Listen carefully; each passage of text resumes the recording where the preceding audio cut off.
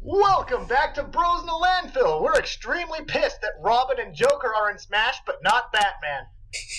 There we go. Your hosts for this week are our local quip giver, TAR. That wasn't original, and everyone should hate me. Your usual host, founder of the podcast, me, Try. And we have a very special guest, the ultimate Danganronpa roleplay historian, Mono. Historian. Well, I guess I'm kind of a legend. To put it mildly. Weren't you in like 15 of them? Oh, I've been in too many, and I still go like, oh my god. It's like if there's anybody who Ooh, this is a concept. If there's anybody who can be given the title of ultimate derper, I would definitely say you are one of the highest likely candidates for said title. Well, thank you. We're just throwing in the title derper. Derper. I'll take it as a compliment. But it has been a very long time, which is very surreal to me, because the very first one... Guys, what is a derper? Oh my gosh. Yes, Mono, what is a derper? I hate this term already. Well... I guess we magical start. We've been derping since 2013. I'm not doing this with you. No, it's Danganronpa roleplay. This bitch. I can't deal. It's Danganronpa roleplay. It's okay, there we weirdly go. like We finally have context. Yeah. Right, I love that. Yeah, no, but like it's been a long time. Like, there's been a ton of Danganronpa roleplays. It's like an entire circuit for it. It's crazy. Like, it's absolutely massive. It's like the biggest roleplay thing I've ever really seen. And it has been a very long time. Especially considering Danganronpa's weird popularity in the West, because like just came out of nowhere, kind of. It's been like rising, and with Western releases, it just kind of exploded. And with like came the whole roleplay scene. But even like we started roleplay, or at least I started Danganronpa roleplays before the games were even out in English. Like, we had the whole forum translation and all that stuff, and that's all we went off of. So like back in like 2015 when I had my first derp, back in 2013. I'm never not gonna go far. We're not dropping this, are we? No. I swear, Tar is not usually this bad. He doesn't usually break this I early. don't believe you. All right. I don't believe me either. Okay, but I have also been off for far longer than I usually am. Okay, well, like, quality tar. It started in 2013 with like the very first one on forums with like Enigma.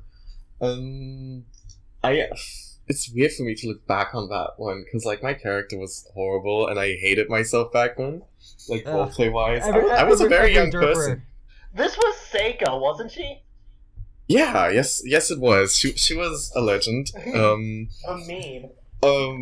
There's a lot to say about her, actually, in a weird way, because she's like a complete antithesis to like everything that's been happening in the roleplay circuit. Not literally, but like I have an example that I won't bring up right now, because I feel like shit talk this character so much. And she's bad because she's bad. She has nothing. Saying that, and I've been constantly wondering why. Because she is very boring. So when I made Seika, my angle was that I wanted a realistic human being in the killing game, which is boring shit. Because you literally walk around stressed 24/7 and like try to talk to people, but then realize, oh shit, these bitches are gonna like fucking poke each other to death, and that's not gonna work. Like, we're gonna poke each other to death. I mean, if we're talking about Super Danganronpa, that's not the only poking that was going on. Oh my gosh, that's been that was fun. That roleplay was fun. It wasn't fun for me because I really did not like my character. Because she was very boring. She had like a one paragraph backstory. It had like 2 sentences of personality. It was very tragic, and I didn't go anywhere with her. And I was I can't very believe you're just calling me out like this. well, T. But you know, we're not dropping any names yet. No, Wait, but Try. Did you ever see Edward's backstory? it's been too long. Because like that was the exact. It was same very thing. short. It was very short. No, I haven't seen any of the application Edward's for. backstory was legitimately 200 words. Yeah, That's great. I love that. I am. Yeah. Then you have my backstory, which like well for Rayanch, and that was we can talk about We'll talk about Supernova yeah, Suspicion later, but let's get back to Seika. Sure. All right. Yeah, she was very boring. And I was a very young person back then, and very resentful of people because that roleplay also had a lot of drama. Roleplays just generally have a lot of drama. I've been doing this whole thing for like since 2011. I still do it way too much. And it's been drama, all left and right. But, you know, that's just how it goes. But, I don't know, like, my character was nothing back then, and my writing has elevated since so much since then. It's very weird for me to look back to, like, what I used to be, and where I've come to now. Because, in the main circuit, for the longest time, like, I joined in 2016, like, middle 2016, when Enigma sent me a Reddit subreddit for Welcome Back to Spare. And that was my first roleplay, and that one was also a not very good roleplay because it had a lot of internal drama that I didn't know about at all because it was my first time in that community.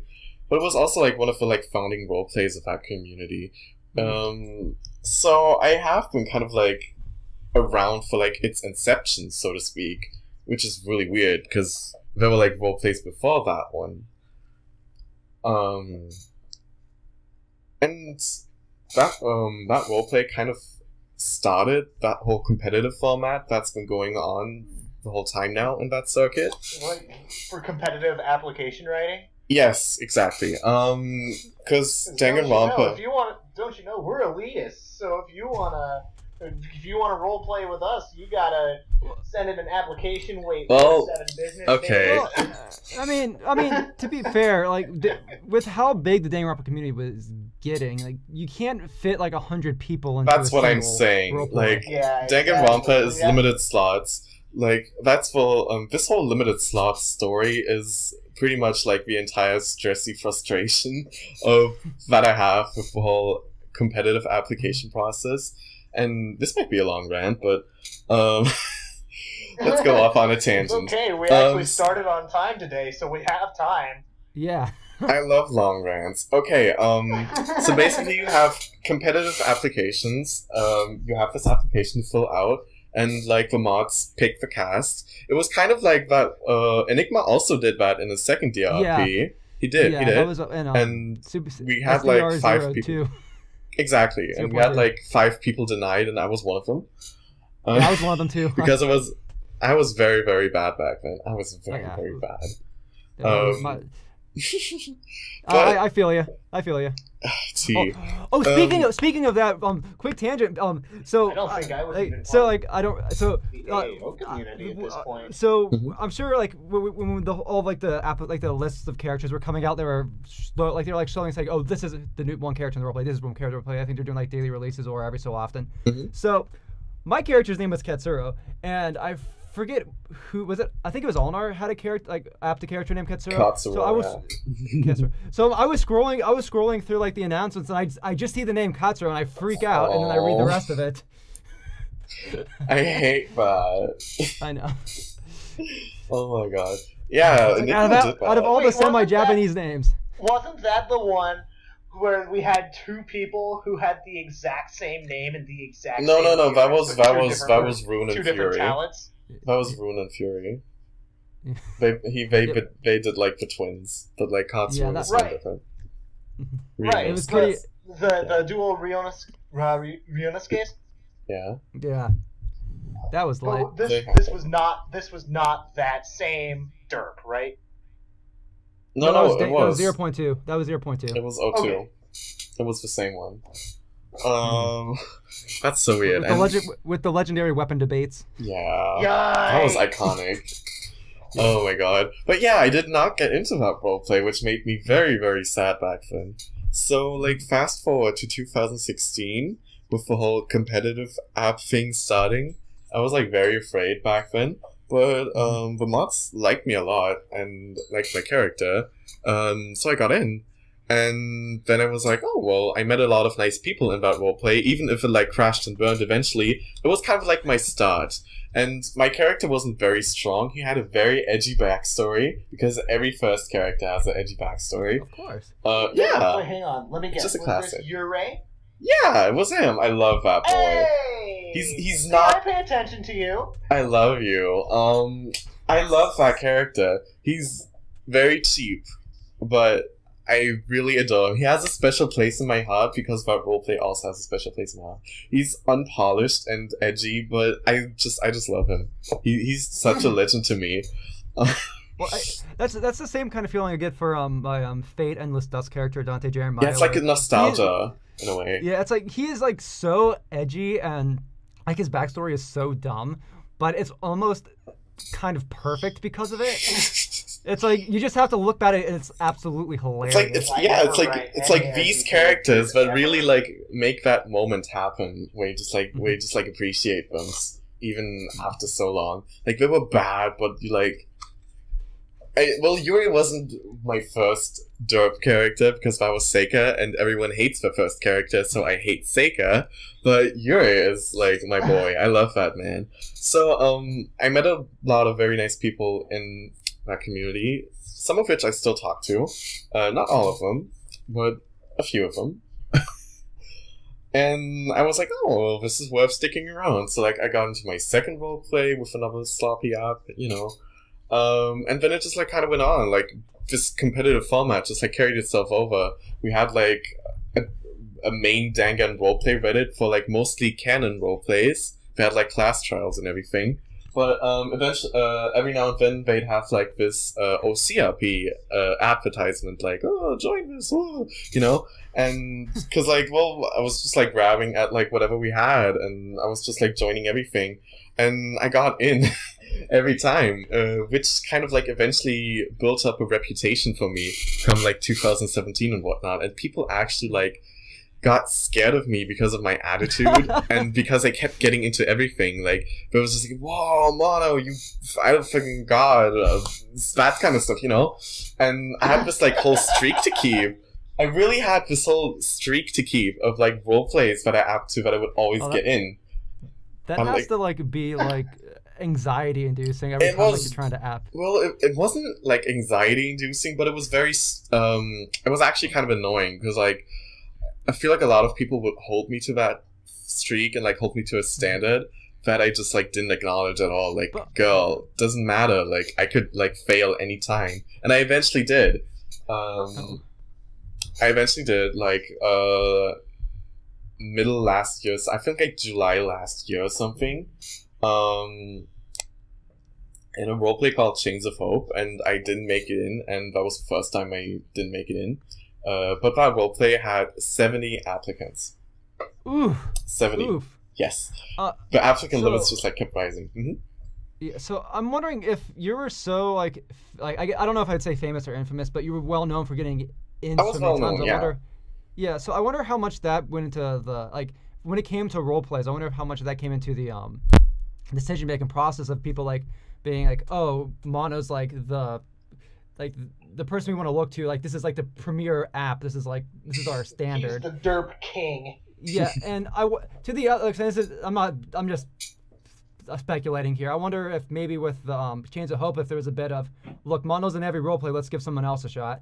Like, I'm not saying there's anything right or wrong with that. I'm just saying that. Well, I can already tell you that's probably not it, because Chains of Hope was modded by a complete newcomer. But that's a whole story otherwise. Like, there's a lot to get into. That's a lot of tea that I'm not actually allowed to spill. Ooh. That sounds spicy. It's not a fun story, and it's not. I don't like have proof, but it's not something I really want to get into. That's fair. It's weird. That's fair. Weird. It's really weird. It's basically a newcomer, quotation marks. That's just like I just like eventually didn't make it in because like they picked a character that was similar to mine and just liked that other one better. So I didn't make the cut. Something like that. And that happens a lot because like applicant numbers rise and like quality has risen so much over time that eventually. And there's only so many archetypes you can. There's only so many slots you can like pass out. Like you have. Like, this bitch raised, like, she was like, oh, I'm gonna pick 16! And then she went like, oh, I will raise it up to 18. And then she went, oh, well, let's just take 19. And figured it was... reminds me of, like, with UDR, like, well, Ultra Danganronpa, we're just like, oh, we'll just take everybody because we know this community isn't that large and people are salty for not getting Yeah, exactly. But to the same extent, like, that mentality of taking everybody in, I think, did not help UDR in the long run. Well... I feel like UDR's issue was just like the modding as a whole, but I liked it being very open. I mean, there was a lot of internal drama, a lot of like. Oh, absolutely. Because I was involved in the drama, and I'm not entirely proud with everything. Oh, absolutely. I think it's funny that looking back, we actually had O2 running as a competitive format. And UDR took everyone, which is like another format of roleplay that's been happening because like people don't like the competitive format that much. So there's something called first come first serve, where like you have an amount of slots and just it's literally just whoever apps first and is like doesn't have like a shit app, just like oh yeah you can have the slot, like they just get in, instead of like having the whole competitive stress and whatnot. So it's really weird and kind of funny to me, looking back, that when O2 and UDR were running, they were kind of like those two formats, actually. And that was like back in like 2014 or something. Yeah. And now look where we are. The fucking future. Well, I think O2 and UDR are prime examples of how not to do it. Absolutely. How not to do a derp. There's a lot of people were hurt and there's a lot of drama going on, but I think that they're essential parts, I guess, to at least our community's history, and I think to some degree it helped a lot of us grow, and we look back and say, okay, this is not how to act. And there was a lot of issues. Like, it's been years past now, so obviously we've all grown up. Back then I was not a very old person and not a very mature person. I feel like I'm in my 50s now, but you know. I don't know. I feel like that's just like society now. Like it just. I can totally see that. Yeah. I feel like we were like all worse people back then. But it's true. Like I feel like O2 and UDR were a lot more messy and unorganized in things. I remember in UDR when I tried to like submit a chapter 1 murder like 3 times, and admittedly on my part it was like very weakly planned out. But it was very frustrating to keep getting it back in, like, with, like, a PM filled out with murder plans. Because in more modern roleplays, and how we did it in SS, I got this from the DR circuit. There's, like, a whole murder chat, and we just plan everything out together and then put out the finished product. I very much like that approach more. Yeah, that's what I've been doing for Camp Melancholy, too. It's, like... I think it's imperative to have the mods involved with the murder. It's very important because this is like also your final moment, like, and you have to shape this the way you want your character to go out. Because as I think back to that case, like that chapter 1 murder for UDR, and it's like there are quite like I feel like there were certain things that could have been changed. Yeah, there were certain things that could have been changed with the mystery, and I'm not slacking the mods at this point. We were all younger people. Like, well, you're one to talk, Mr. Twitch stream. Hey, oh my god. Oh, oof. Yeah, oof. Literally trashed the writer on the Twitch stream while he was watching. Yeah, and I didn't realize, I was a much saltier person back then. I was. We all were, like, Jesus. It's true because like dying was bad back then, and. Well, part of the reason why I was so upset and salty character development. Oh, absolutely, I was that person. Well, part of the reason why I was so upset at this time is I was good on. I was friends with the victim of the case. Like we knew each other from different online forums and stuff, and he was really hurt from the being the first victim, considering that he was like he was a newcomer to the forum. This was his first role play in the forum, and he felt like he took it as a personal attack. I don't think that clearly wasn't the case, but I took a side in that case, and it was very emotionally high-strung. Yeah, I unfairly took it out on the murderer or the person who planned the murder without understanding the context behind everything. Yeah. Because we were teenagers. That's funny look at some like It's like I look at some of the new people coming into the derp community. At least when I started doing the Discord derps, I see some of like these teenagers coming in, and I just see reflections of UDR right there. But in some degree, sometimes worse, because Discord's so much more immediate. People can respond to things much more immediately and privately, and it's scary almost. Where with the forum role plays, everything was slower, and granted, it meant things took a long time, but you didn't have this immediate back and forth between people. This ability to DM people and whatnot, and it is a very emotional thing. Like, as we're talking right now, I'm actually like waiting on a cast drop from the same person from the roleplay that denied me the first time. So like, it's very good timing. No. I didn't stop there. I was sad for like, I was like bitter. No, I wasn't bitter. When the cast dropped, I was like, oh well, it had to happen eventually. Then the next day, I was bitter. Then the day after that, I had a little cry and got back up. And then after that, I was still bitter. No. I mean, like, this was a while back. Like, after you apped in Mr. Cartographer Man, you were like, this is gonna be my last one. Oh, that. Oh, yeah. Everyone says this is gonna be the last one, and then it's not the last one. Trust me.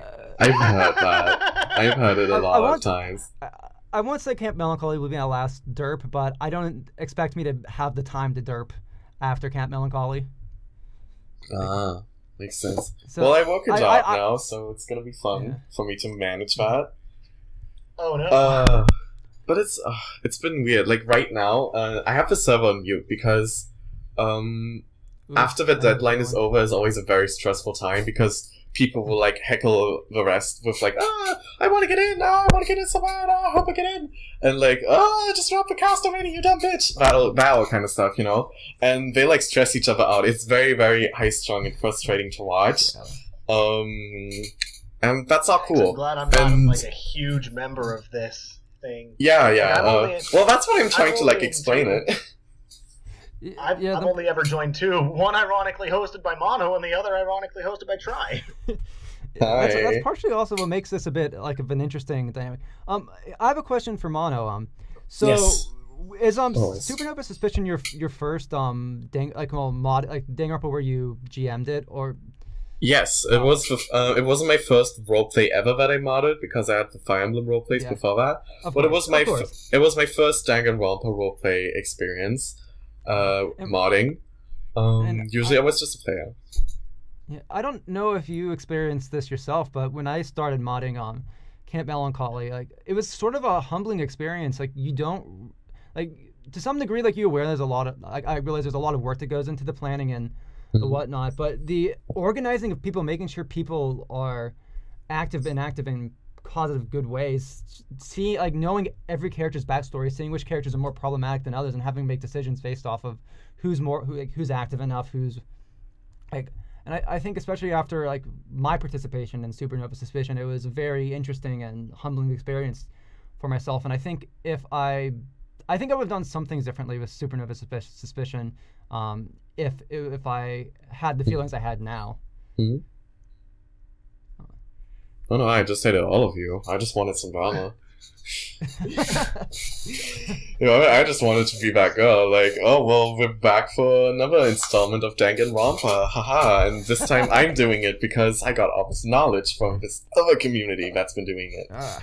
And that was my first Danganronpa, and I apped Edward McWengerway Jr., who was intended to be the worst character of the cast, but ended up being the best. Fan favorite.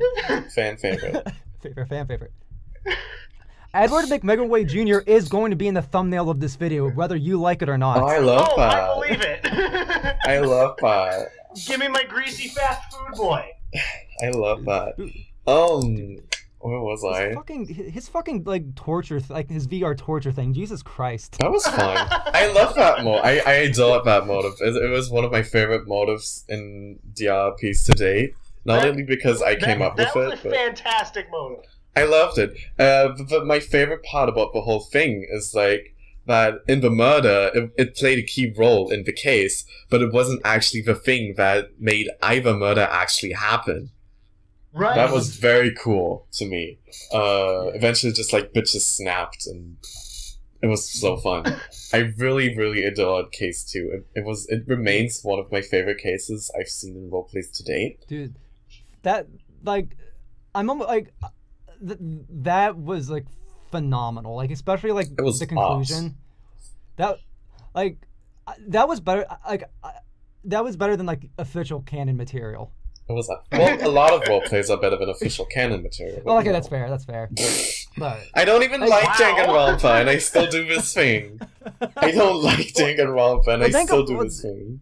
It's because Danganronpa is a good format, especially for It's very easy to set up in a way, and I still have a lot of friends and people I like here, and I need a roleplay outlet, so that's kind of why I'm still here.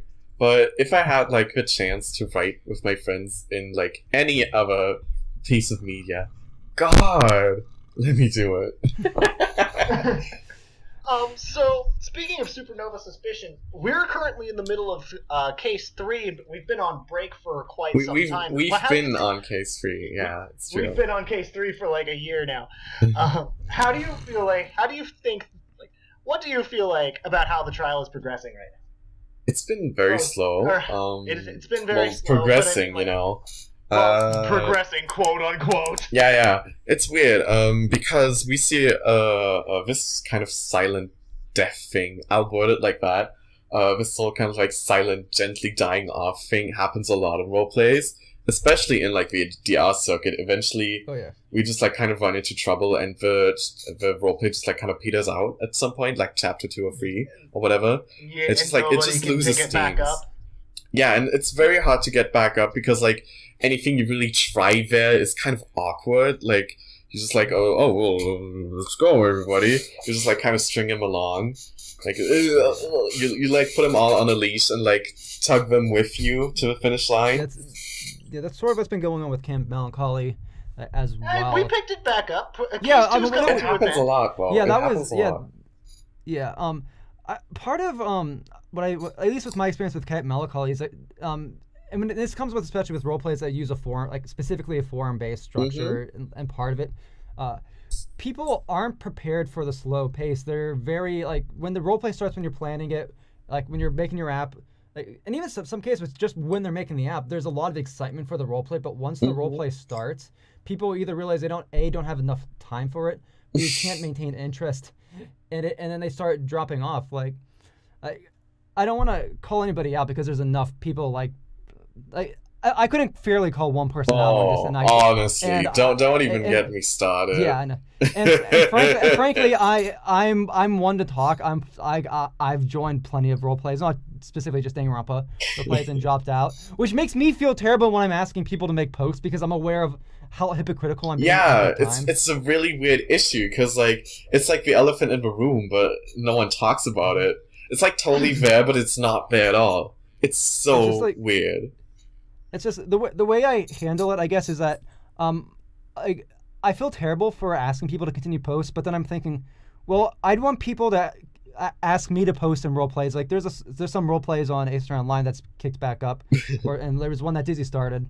That I do want to post. It's just it's a mix. It's a mixture I of just real don't get IRL to, stuff. you know. It's just it's a matter of it's tough getting like sometimes getting around to it, especially when you've got a job, you've been sick, you've got it just doesn't happen. And sometimes just having that. And then sometimes just having that one person that's like, yo, I'm waiting on you to post on something, and like be like, okay, let me get that post on right now. There you go.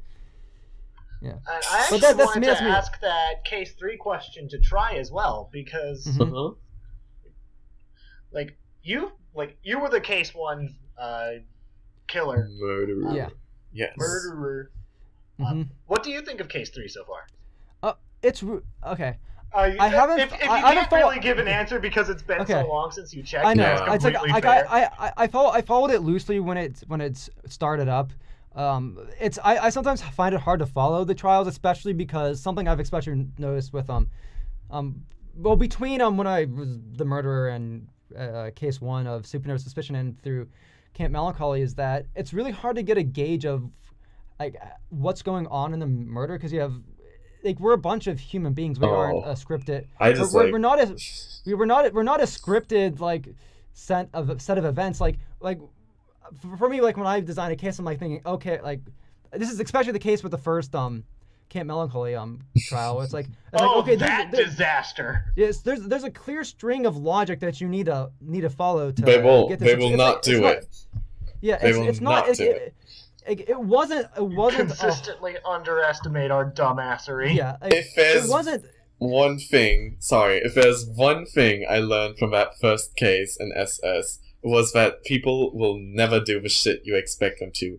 Just lose all expectations. Just set it up and just let them at it. Just like don't expect them to do anything. Well, and that's partially why I did that whole like Rayonch like blaming Junji thing. It was like shit. Like people are suspicious of Rayonch. Like he's clearly there, but they're not like. There's other suspicious people, like there's other people who could reasonably be the killer in their eyes as well. So like, okay, I'll have Rayonch do the one biggest, dumbest thing he could do, which really was out of character for him. But I'm like, okay, people need to like start like looking at Rayonch as like, yeah, this like you blaming Junji's kind of like what? It was messy. I'll be honest. It's okay. He's the ultimate serial killer. He totally did it. Which I'm not proud of everything I did behind the scenes. With that as well, I think I had higher expectations. Like I didn't realize like how messy it was going to be. I thought, like I can pretend I'm not the killer, and people like the clues are there to solve the mystery. I can have Rayonch start acting suspicious when like the marker thing comes up, and I can be like, oh, Rayonch can be very pedantic about the marker because that's what Rayonch would do. He'd be very pedantic about this. And part of the problem is I didn't write Rayonch to be a first case killer. I wrote him to be a later case killer because like he's supposed to be like this more methodical, like intelligent sort of person who's like had like done conspiracies and whatnot. And for him to be the first case killer when there's like 15 people, and I'm not knacking on this decision made by the mods. This is something I should have thought of when I was writing the character. Because you never know how these things are going to go. I can't like. When you're doing a roleplay, you can't read other people's minds. That's absolutely not. Yeah. That's a very important thing that you're bringing up there. With Camp Melancholy right now. Like I had to do a reveal in chapter 2 that was supposed to be reserved for like late don't expect chapter anything. 3. Dude, I had this character with like a prosthetic limb, and I was just keeping that thing, but I showed it to someone dead ass chapter 1, so. he just took his arm off. It was gone. Good night. Yeah. Bye. But that's a very important thing you're bringing up because it's that flexibility that ends up like being very difficult for a lot of cases. Because believe it or not, you don't actually see that many cases happening. The cases and the trials is eventually when the roleplays start to like lose steam. Like getting past the first case is a pretty big achievement. Most places get there. But the second one or the third one, that's when it gets really difficult. Because, like, then you're losing, you, like, have less players, it's been going on for longer, so the interest is less there, kind of. And it's very hard to keep up. And just in general, just, like, going through it again, the whole routine thing is very difficult. And that whole flexibility thing is really important. We saw we saw an opportunity with your character, and you did kind of like volunteer in a way with a very high score. It's like we saw an opportunity and took it, like no shame, and that's totally fine. And in my mind, that's like, oh, that's I was being honest for the character of Rayonch. Yeah. Like, cause like that was, in all honesty, that was a really good motive for him, and probably like if it was chapter 3, I would have been like, yes, make him the killer right now. I would have like put in big caps like in like the document, like in the like the survey, being like, if you don't pick Rianch as the killer right now, I am questioning your credibility as a mod. Jesus Christ! But it's very important. It's very important to have that flexibility. Like even now in a lot of my roleplay apps, I'm not very set on like a killer or victim role. A lot of the time, I'm like, oh well, they could be either, or like, oh well, they're more like this, but I don't really care what chapter it happens in. I'm just like, well, you're the mods, you make it happen. Jesus. That actually reminded for the chapter 3 motive. That was also actually Edward. Like, I don't want to say too much further on this, but I did end up sending Mono a very high killer score for Edward. Well, as we all know, with with chapter 2, highest killer scores mean nothing anymore. Well, T, you know. Dude, that was fucking heartbreaking. That was fucking heartbreaking. Don't even get me started on that execution. It's very important to make those decisions as a mod. Like right now, a roleplay I'm in is kind of like dying off because the mods didn't make a choice, and like a lot of people kind of went like AFK missing, and the mods just like didn't make a choice. They were like right on the motive poll, and they just like didn't make an executive choice. Like they could have like taken me or whatever, but they just didn't. Like they didn't pick anyone, and now like everything's like this gentle, silent dying off thing in this one roleplay that I'm talking about. Not naming it because you know, but you know, Funshine World. There reminds me of one Danganronpa roleplay. I talked to you a little bit about it and on DMs, but I apt to be the first victim in that case because I framed because I wanted the challenge of writing a very interesting first victim that would be remembered. Like I saw that as a writing challenge, and you know what? Thank God I was the first victim for that. Granted, I did not have time. I put in my app. I'm like, I don't have time to play this further than the first like daily life. Yeah. Like I made it very clear. It's like if you pick me, make me the first victim because I will not be able to continue on after that. And you tailored your character specifically to that role. Yeah, I tailored my character specifically to that role. And I think the GMs did appreciate that. I'm very glad I got out because it fell to shit afterwards. There was a lot of drama. Yikes. Edward was supposed to be first victim. Yeah, but come on. Like, the ultimate mastermind as the first victim is like the most ironically amazing thing ever. Ruined it. And also Satomi might still be the mastermind for all we know. This may have been part of her plan all along. Still accepting? You're still expecting something from this bitch? Come on. Satsume can't be the mastermind because she's clearly the Case 3 killer. Oh, gee. Don't make me go all Higami Umasita on you guys. Oh, God. Delete that character. Oh, dear. Trust! That's the right character. Oh, right? Wow. Okay, I feel a little bad now because literally that roleplay I just talked about literally just got closed. Oh. I am a bad omen. Alright, that never happened. I never said anything. Jesus Christ. I'm sorry. God. No, it's Tar's fault. It's always Tar's fault. But let's talk about roleplay's closing. I don't know what I did, but I accept blame for it. Yeah. Let's talk about roleplay's closing because my fucking god. I have this handy dandy little pixel chart with like character pixels of like all the characters I've applied. I need to look how big it is. I think it's like 16 by now. It's 18 actually. Wow. Okay, so I've been like in basically 20 roleplays by now.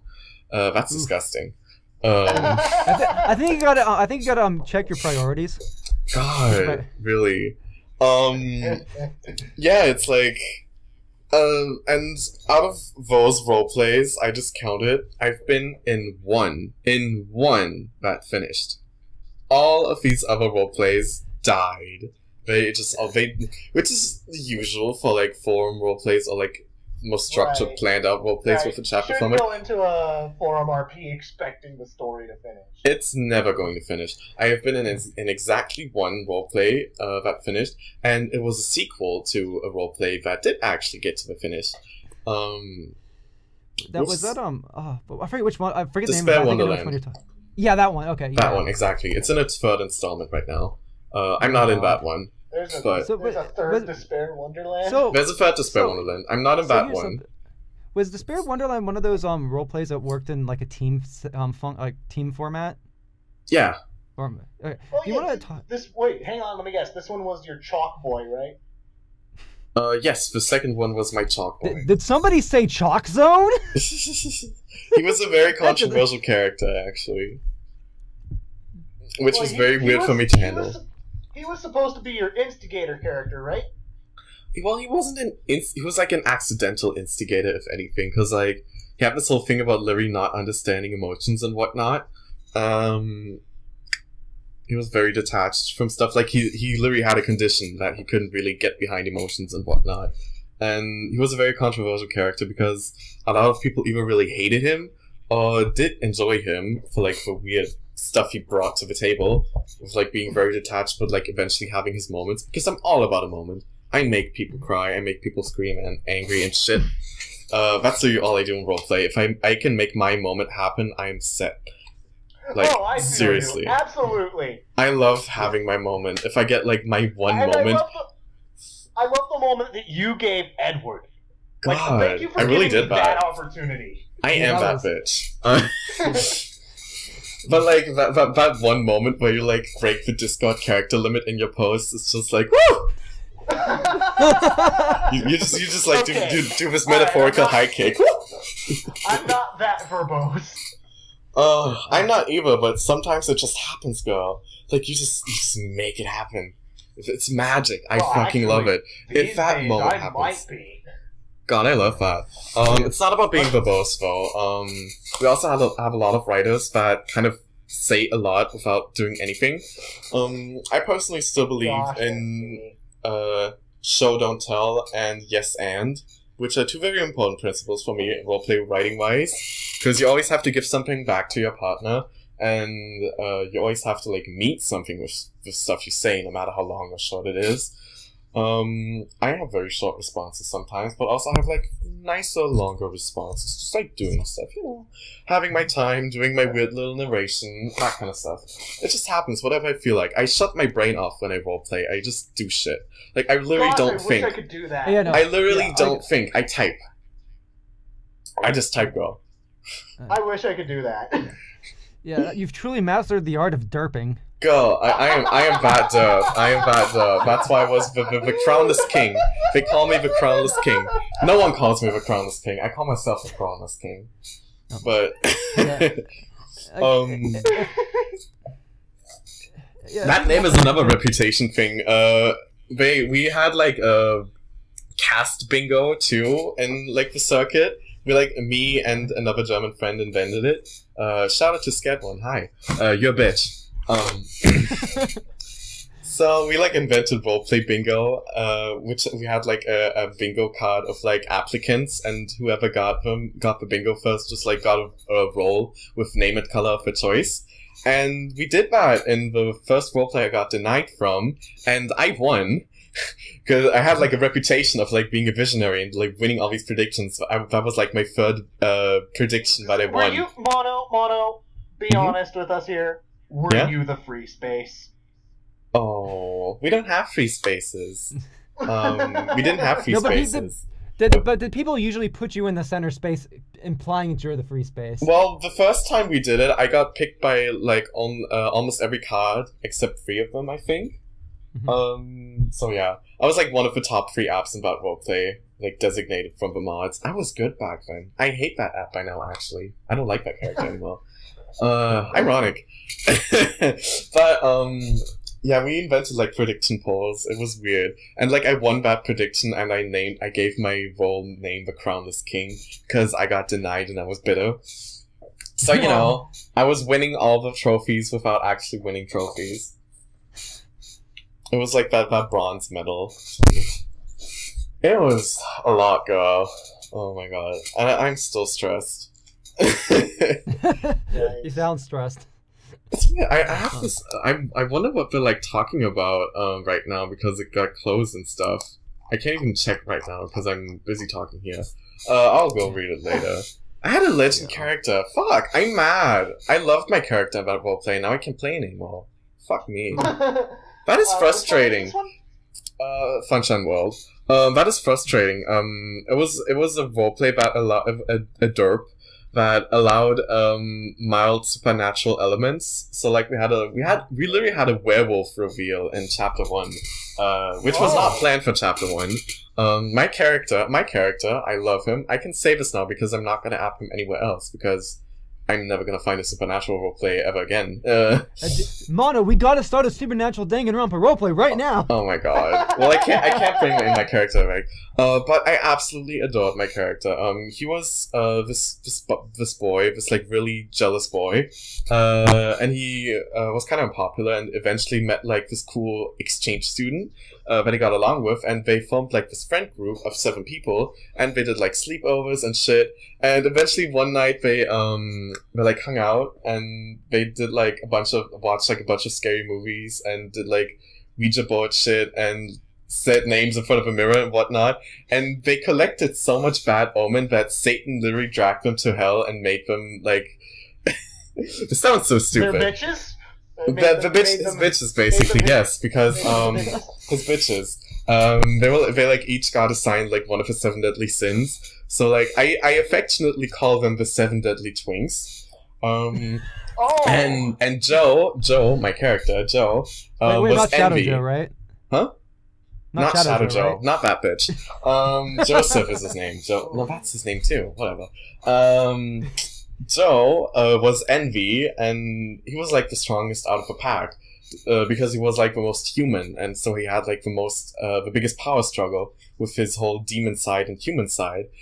I love that character. I can send that app to you like at some point because I really adore him. He is such a legend. I'm gonna miss him a lot. He has a lot of potential that I never got to unmask now. Damn, that sucks. But that's part of the shame with roleplays, especially if you're not like within like the first. Oh, absolutely. Because like the only roleplay that I was in that ended was that one that was full of drama, and the only reason I think it ended was because it was so fast paced. They finished it within a couple of weeks. A lot of people by now have like their stories they want to tell in their character because the app standards have like risen to astronomical levels in recent years. It's disgusting. It's almost too high because it makes the app writing process like crazy. Like almost. Like the app writing process in some ways is almost more important than the actual roleplay. Oh, absolutely. The app process overshadows the roleplay itself sometimes. It happens a lot. Yeah, it's true. It's like, why would you want to take part of a roleplay when you can get into all these other roleplays? It's like applying for a job at this point. It's very frustrating. We have an entire server, it's called The Nexus, and it collects like roleplay advertisements, and it's got a lot of roleplays. We didn't have that back then. It's a very recent thing, I think. Like December last year or something. I don't know. Well, there's no greater. It's sad to know that I'm probably never going to get into one of these like super high profile. I mean, you can try. Derps. I mean, well, no, because I can't write backstories. Hey, backstory is 200. A backstory Tucker's isn't everything. 500. Tucker is still one of the more interesting characters in Camp Melancholy. Oh, and I'm super excited to do more stuff with him. Like, well, that doesn't say a lot. That doesn't say a lot about the standard of a roleplay, does it? Okay. Well, no, Tucker. Like, I can say this. Like, Tucker is like one of like I know like Edward's still like my favorite like TAR character, but Tucker is like there are things I can't wait to like to be revealed within the story because. Oh, absolutely. Yeah, like I can't. And also wait the way either. it's also the way that TAR writes Tucker. That's. Bias. It's one of those. Say more. Yeah, Feed my ego, bitch. It's like knowing everything about Tucker's backstory, and I can say this about like other characters is, like, and I guess this comes from us all being like from like the AAO community. Like a lot of like the AAO community are somewhat more experienced roleplay writers than some of the newer people, and that's also why I'm glad to have this kind of dichotomy with newer writers and older writers coming together because. Learning from each other. I've seen some people become better writers through this roleplay, and whatnot. But like, Tucker is such a wonderfully multifaceted character that when you know everything that's going on in his head, just like there's just so much that oozes from the Tucker posts. Yeah, Yeah, it's one of the privileges of being GM is that you can see all the meaning put into the post and like Oh, every, absolutely. like, It's ounce a lot of detail. attachment. Which I feel like a lot of mods struggle with sometimes because they like don't want to kill off their characters. Well, it's not hard to figure out who to kill off in Camp Melancholy because I think there's like only like 5 or 6 actually active people right now. Oh, okay. And I have to string a few of them along. Yeah, Well, that just happens. I ended up having to steal another person's character. I'm hoping to avoid that. Yeah. It's sad, I mean, but it happens. She was okay with it. Hey, like I had to take control of the like one of the characters for this trial. The ultimate gentleman. The ultimate gentleman. Like I wasn't too bothered with taking over him. I knew the player in real life and just like we were both going to college at the time. We graduated. He just couldn't continue anymore, so I took over, and I kind of used them to just like kind of string everybody along in the trial. Just kind of not give the answers, but ask the questions that needed to be asked for people to solve the trial. Like I was saying earlier, I think Edward's pretty much sung his entire song.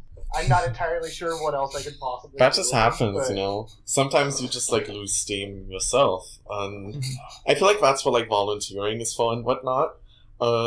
When you see a chance, you just take it. That's what this whole role playing thing is about. Like, I really think that's it because it's a collaborative thing, and you have like by now there's like a cast of 20 people regularly, 18 to 19, 20, whatever. You have so many people you technically compete with in roleplay, and you want to get your shit out. Obviously, like you want to do your character, you want to tell your story, you want to get your interactions. DRRP for a reason. You want to have your moment in the spotlight. Yeah, absolutely. And to some degree, as the moderator, you have to try to create opportunities for each of those people to have their spotlight. Of course. So it's like the last thing you want to do is make people feel like they didn't get to tell their story, and that can create drama. But that's what I mean when I say that you need to take your chances when you see them. Yeah. That's extremely important. Like, just sitting around, well, obviously you're just going to sit around and then you don't get to complain about it. But when you actively do things, you see characters you want to interact with and you stick to them and you just keep going. You get to eventually tell your stuff, get the interactions you want. And even if you don't, you just have to deal with it. Like, you play the hand that you're dealt. That's really what the whole thing is about. That's it. Like, I'm being fully honest when I say this. It is very important to, like, just deal with the situation you have. Like, of course, sometimes it's gonna suck, but you have to make the best of it. It's very much that what the whole role-playing thing is about for me. It is kind of constructed improv, but even with improv, you take your chances. You just go for it. Just go for it. I think my favorite moment in all of Camp Melancholy while writing Tucker was the part where the amnesiac was holding an empty box that he cut the bottom off of. Like, he was obviously setting up the prank where he's like, here's a present, and punches you in the face. Because our amnesiac is our instigator character.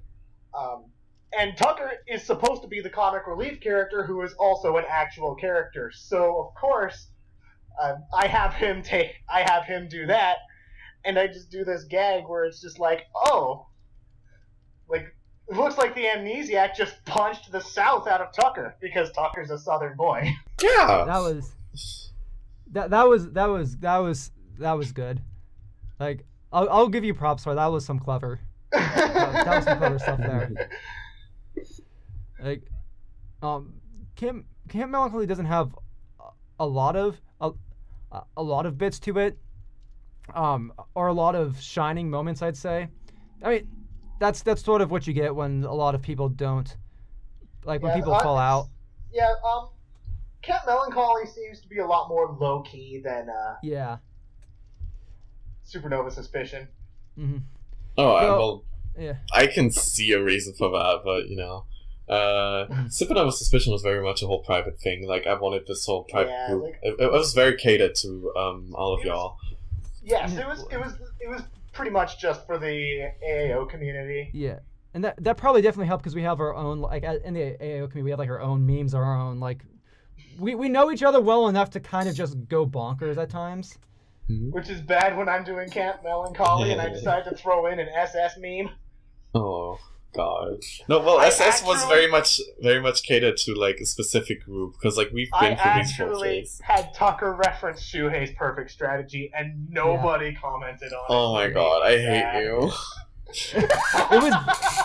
It was glorious, absolutely glorious. And nobody I appreciated it, Tar. Just so you know, I appreciated it. Thank you, Try. I love you too. Where was I?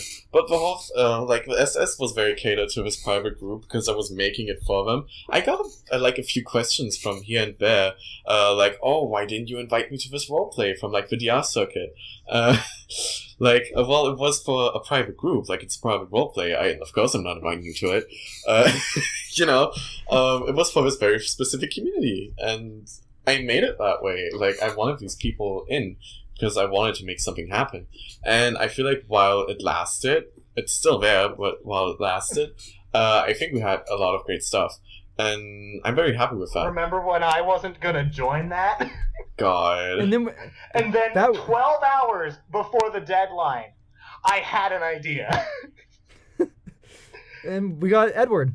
And we got Edward. Fucking McWiggerway. Edward McWiggerway Jr., the ultimate fast food worker. Iconic. Like, who's gonna make that except you? Yeah. That is... Wait, I'm not even saying that as a bad thing. I'm not entirely sure what that's supposed to mean. No, I'm not saying that as a bad thing, no, but like I'm not saying it's a bad thing either. I'm just curious what you mean by that. I mean by that this is your idea that you made happen. And I cherish that because I catered it to all of y'all. And this is what you brought for me. And I enjoyed it. So, like, I'm happy for it. Like, and no one else was gonna write that but you. Like, that's like, very important. Just, like, ultimate fast food worker. This complete joke talent that he was I love that! This one-note asshole who hates his entire life because of all the things he could be the very best of the very best at. It was fucking this. Well, I love that. I think that's a fucking great concept. That's what makes it as wonderful as it is. Yeah, I think that's a great concept. And I don't care that it was role-played one note or the character didn't have much depth, because I feel like you gave him his personality. Then he had a lot of personality. Came along and then it was like, oh, he's an actual character now. Yeah, he had personality. Like, he wasn't extremely fleshed out and the app wasn't wordy, but I didn't care. Like, you had your idea and you played it, and I love that. I think that's what this whole thing is about, because I absolutely loathe what the whole app standard has become.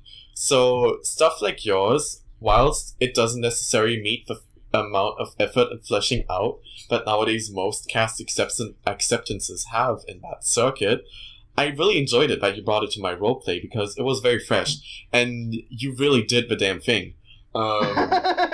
Like, you didn't have you didn't put a lot into the document, but I didn't care, because you roleplayed that character. You had that character. You may not have had, like, a bunch of story to work with, or an extensive psychological profile or whatever.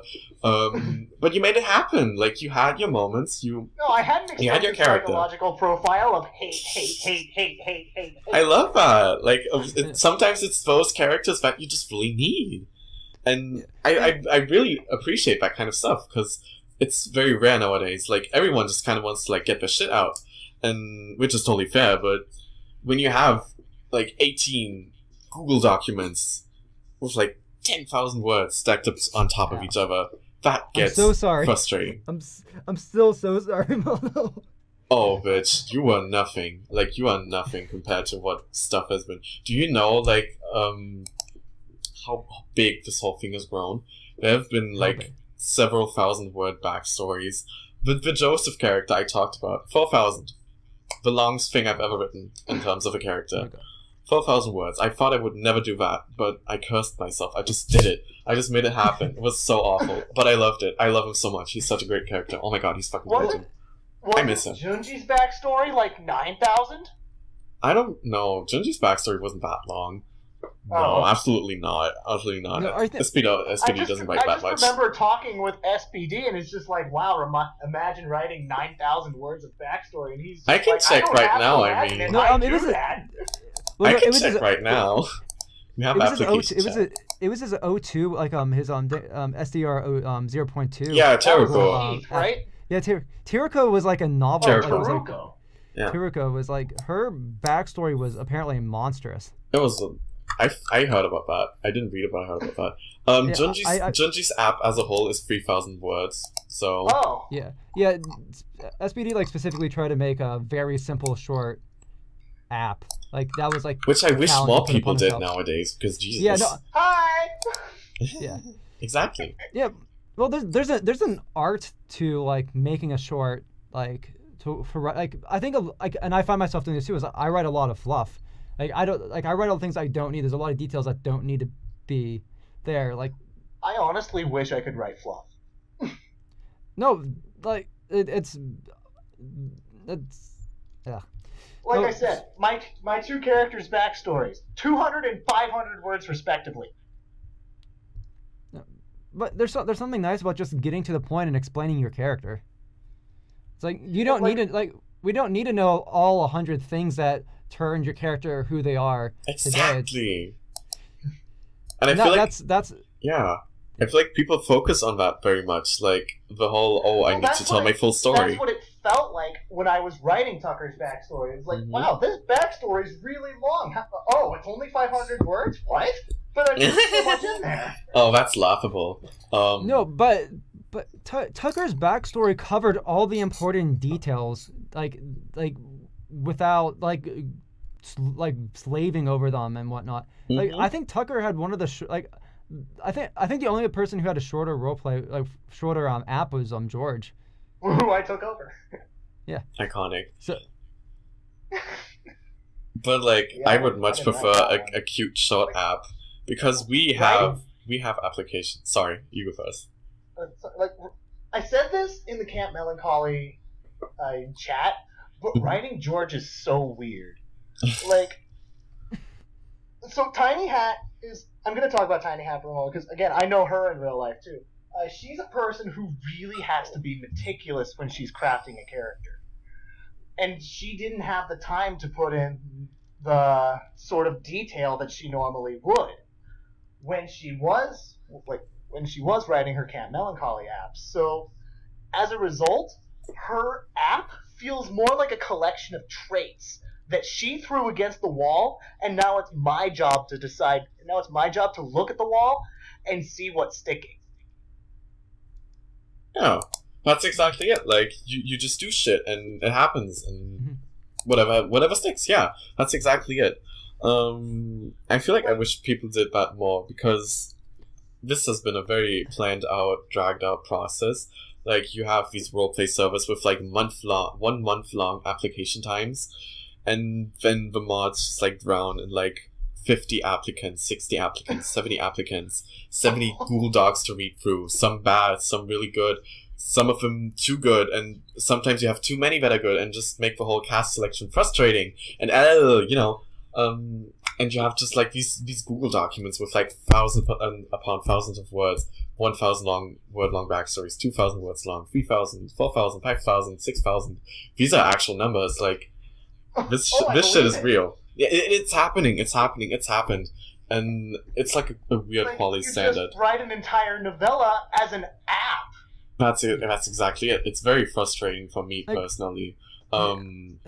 I might be in like a vocal minority here, because I talk about it a lot. Because I always say I just want to fucking roleplay. That sentence has like become my quote. I always just want to fucking roleplay. I don't like this whole process where I feel like I'm applying for a job, when instead I'm putting myself in an internet friend group to write fictional characters with them.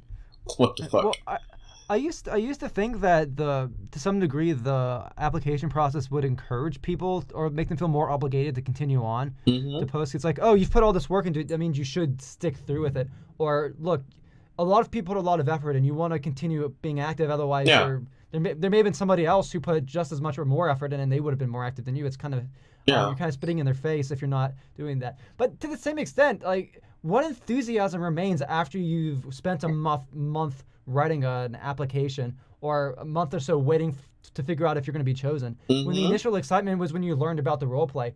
To some degree, some of the most excited people about the roleplay are those who found out right before it starts.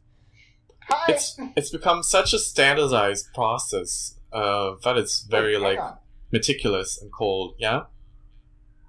I just realized, I think for Supernova Suspicion, I was the last app in, and for Camp Melancholy, I was the first. No, you're not the last app in my list, actually. That's Rune. But you're the second to last. Oh! It's all part of the mastermind's plan. Yikes. Yeah, Rune is the last app in my list. You're right above him, though. And above that is BP. Fucking BP. What a legend. But yeah, we love you, man. I love BP. Shout out to BP. We love you, bad player. What a gay bitch. But like, BP stands for bitch petty. Okay. It really does. So it's become. I won't deny you this. Oh, T. Oh, it's become such a standardized process, the whole thing. Just like, you have a month actually became a catchphrase for one roleplay, because we kept saying it. A lot of people stressed, oh my god, I need to get my shit done. And we kept saying, bitch, you have a month. You have a month to get this thing done. Don't stress so hard already. Just chill, take it at your own pace. It was very serious and frustrating to watch. People rushing to get in, get their feedback and whatnot. The whole feedback thing is another whole entirely story. But yeah, it's become a very standard process. This is my 20th time or whatever doing it, and it's so weird. This is just the norm, and I don't like it. Yeah, because you write these new DRRP, short apps only. Your backstory cannot be more than 1,000 words. Oh, don't put word limits. Yeah, I'd almost say that maybe the first come first, the first with quality come first come first serve with quality, almost makes a bit more sense, because it means you get the roleplay off the ground much quicker. People are still enthusiastic. Absolutely. And if we're putting that thing of saying look, it has to at least be a good app. You can't just throw shit against the wall and say that we're gonna accept it. But we don't want you writing a novella for this roleplay. give us a good concept. Show us that that you can write an interesting character through maybe some prompts or whatever. We can see the quality of your writing, because really the length of the length and thought put into an application is no indication of how someone will write in the roleplay itself. Absolutely. Oh, that is such a mood. I have seen people write apps and roleplay much better. And the other way around. I've seen way more people actually that write good apps but roleplay terribly. I've seen way too many. Not naming any names. Oh damn it! I really want to name a name, but I can't. Well, I think TAR is the perfect example of this. TAR just threw a roleplay to he had an interesting concept that he threw together, and he did it. He sent it in, and he's the most iconic character in Supernova Suspicion. What's up with that? Well, I wouldn't go that far. But he is a fan favorite. I don't know. Ayano's up there too.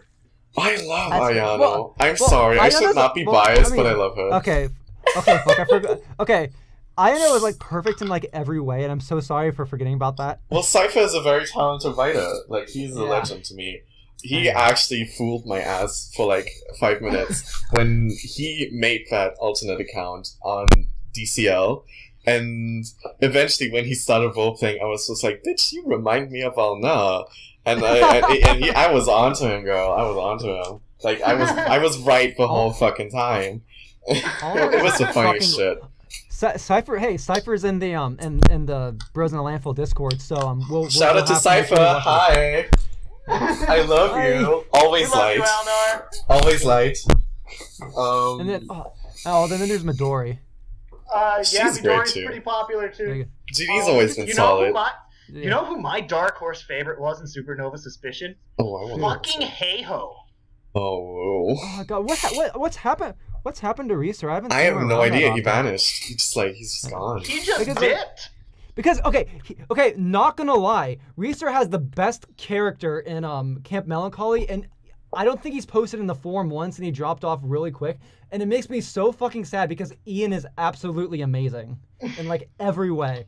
Just like every post and message he posts like Reeser makes as Ian oozes with personality, and like I feel like I'm just I want to like figure out where Reeser lives, tie him down to a chair, to a chair using knots, and force him to roleplay. Not because I want the roleplay to continue going with. I just need more Ian. God fucking damn it!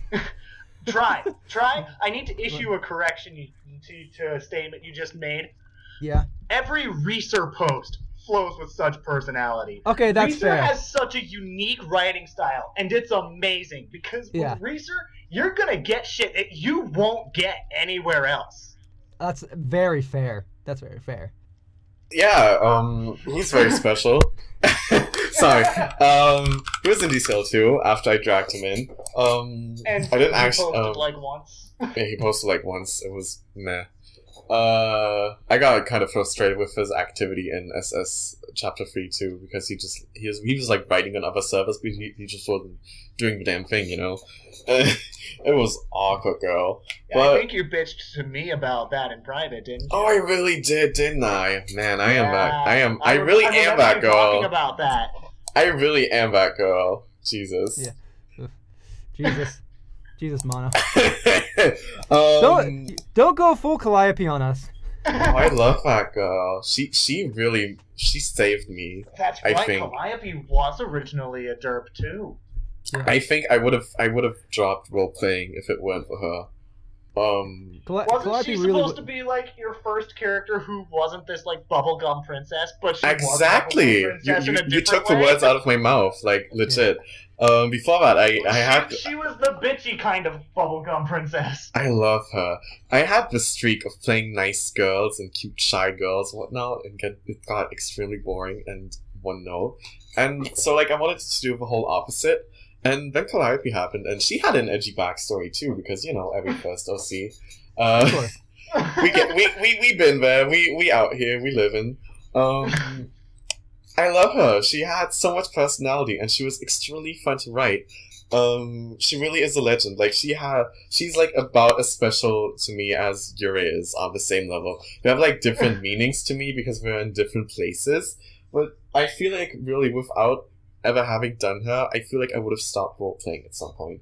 So like, because I never would have experienced that kind of personality and what kind of joy it brings for me to be more diverse, to try things If you out. hadn't done Calliope then, who's to say you wouldn't have done like a similar bitchy character later down the line?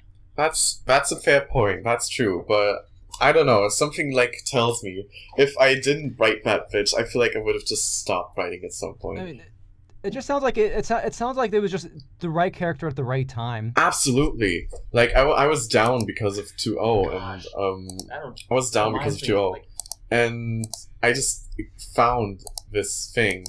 Like this girl, and I made her happen, and I got positive reception for like the first time in roleplay history for me, and it meant a lot to me. Everybody likes a good instigator character. Oh, absolutely, and I am that instigator in real life now. Whoops. Yeah. So is this the case of you writing Calliope making you want to roleplay more, or you writing Calliope making you realize you are Calliope in real life? Oh my god, we're not talking about this. Well, I am kind of that cunt now, but you know, no, it's I really do love him. About edgy backstories, and I forgot Tucker actually has an edgy backstory, which is so weird to me because he is Camp Melancholy's SHSL Hope. This bitch actually pinged 1 hour until cast announcement. I hate this. Speaking of edgy backstories, you want to talk about Rayanch a little bit? Oh boy. Sure. Oh boy, Rayanch. I love Rayanch. I'm glad somebody does. He filled his role. Because, like, I see traces of my personal favorite character to write in him, but Rayanch, I feel like I want to see more out of him. Well, I want to see more Rayonch in Supernova Suspicion, and I'm very sad he was a Chapter 1 killer. Yeah, well, I think I struggled with Rayonch a bit. Like to one degree, yes, there was the like I kind of wrote him to be a later game killer, not an early one. There wasn't that flexibility. I also tried. I think I got it too far into my head that like I need to write a good character. I got this whole competitive thing. I was going also through a bit of a phase of my life where I'm like I need to start writing better characters. I think that was coming off the heels of me writing Ume and Shelvington. And I always need to write better characters. If my best character is a one-note asshole. And Ume was the first character I got some real positive, like somebody like people, positive. So people actually liked Ume and whatnot. I'm not the biggest fan of Ume. I do want to. She's not an easy character for someone like me to write. But I do want to get back into her. But so Rayonch was like my attempt of like, oh, let me try to write like a quote unquote like good interesting character where their backs like with a backstory that really informs who they've become. And to an extent I do think like I don't know if Mono can confirm this or not, but like I think I went a little too far with the edge of the backstory. Duh. Yeah. Oof. Yeah. I You asked. Yeah. No. Yeah. No. I definitely like. I would definitely rewrite it. Like now, like to the extent a lot of the decisions around Rayonch's character was me taking Katsuro from UDR and kind of making Rayonch a foil, trying to flip multiple parts of his backstory and well, like to some degree, others like the same. What? While keeping others the same, because that's what a good foil does, right? Yeah, like there are certain aspects of like their lives that are similar, but it's kind of it's I guess in some ways it's a foil, it's a reflection. It's not a perfect one. I took some liberties to that regard, but there are certain principles of like that they follow, but I think I still went too far with Rayonch. Like Katsuro's backstory is rather simple. Like, as compared, I think it was just like a paragraph or two and there was nothing too traumatic about Katsuro. I think, and to some degree, I do think Katsuro was a better conceived character than Rayonch. But to another extent, Rayonch was very much an experiment for me too, because the only character I've written that was like, quote unquote, like an evil or messed up person was Dante Jeremiah from like Fate ED. But they were it was sort of different sorts of evil, where Dante was more of like this vindictive evil person who puts on this who has a lot of resentment for the world, where Rayonch, it's a lot more personal internal conflict of like trying to maintain this reputation and like he wants the attention, like he wants he wants the positive attention. He was someone who felt deprived of attention when he was young, and he took that to the utmost, like past the utmost extreme. And Rayonch is the ultimate notice me senpai. Yeah. Notice me media senpai. And that's what I tried to do also with the show with the his breakdown was just how much he needs that attention. And I don't think it necessarily worked very well. That was certainly your moment. Yeah. I definitely don't think I wrote it very well. I don't like how I handled the narration at all around it. I don't know if I changed much of the actual how much of the dialogue I changed, but I'd absolutely rewrite all of the narration around it. Oof. Well, I think you filled your role. You did the thing. We saw a chance and took it. As for mods. Yeah. But we made it happen. Like maybe it was a little messy and whatever, but fuck it. Like at least you were part of it, you know. Yeah. But it was clear. I hope at least it was clear that it was like you can see that this was like trying to be the big crazy case 3 killer that Danganronpa likes to do. Or it's like big overblown like reaction and whatnot, and at least it elicited responses from people like it started. I think it was shocking to people when they read it. Like it was, at least that's what I got from the Discord messages. Well, I'm sure they enjoyed it. Yeah, I think people liked it. And that's good. Like, I feel like a lot of these role plays that just die out in like chapter 2 or 3 just don't get these reactions because you're left with like more than half the cast still alive and like not having had that moment to like reveal their stuff, or like everyone's like holding onto these things. So like either they're telling about the character like, oh well, I'm not gonna apply them anymore, or like they're holding onto everything and just have to wait until the next roleplay where they want to put them into.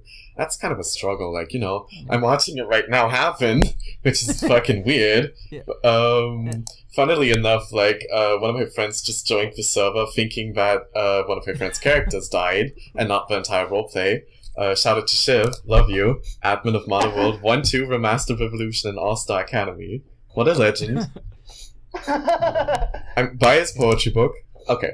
No, but like, it's very weird to watch, because like sometimes you just join in on like a whole spilling the tea, or sometimes you just withhold it and just wait until the next roleplay opens you want to join. And that's, it's just so weird to me that this kind of stuff can actually happen. Like, it gets very hardy and very serious. Like, you have these concepts you treasure and never really got to show. It's like kind of like, this is the worst example ever, but when you spend when you go on RuPaul's Drag Race and you spend you take out several credit cards to get your designer looks, and you're like the first or second out and you didn't get to show like almost any of them. That's painful. Great, now I have an excuse to put the RuPaul's Drag Race right into the thumbnail. I love that. Shout out to Shiv, season 12 contestant. No, I'm kidding. He's not actually happening. But I hope he does. I support him. No, but it's really awkward to watch this kind of stuff. There's something I want to say, but it's a massive spoiler. Girl. For a concept that I want to do. Yeah. See, that's exactly it. Like, you just keep these things. Want to do / am doing. Yeah. So, like, while I'm not happy with everything I did with Ryanch, I can at least think in the long run that with Ryanch being such a big, boisterous villain, I think it kind of made the reveal of Satoshi being the killer next, like in chapter 2, much more heartbreaking, because you have this expectation of these, like, big, like, as like these big personalities as the killer, and then the next thing you know, it's the guy that's like, okay, maybe he's not the most likable guy in the cast until you realize he is flawed, and you actually realize he's like surprisingly really likable, and it has his internal demons or something like that. Yeah, we all do. I don't know, like regardless if it was Rayance or not, I think like having like a big evil guy first made Satoshi's reveal much more heartbreaking than I've. Oh, I love that. Yeah. It was a moment. Well, yeah, like I think.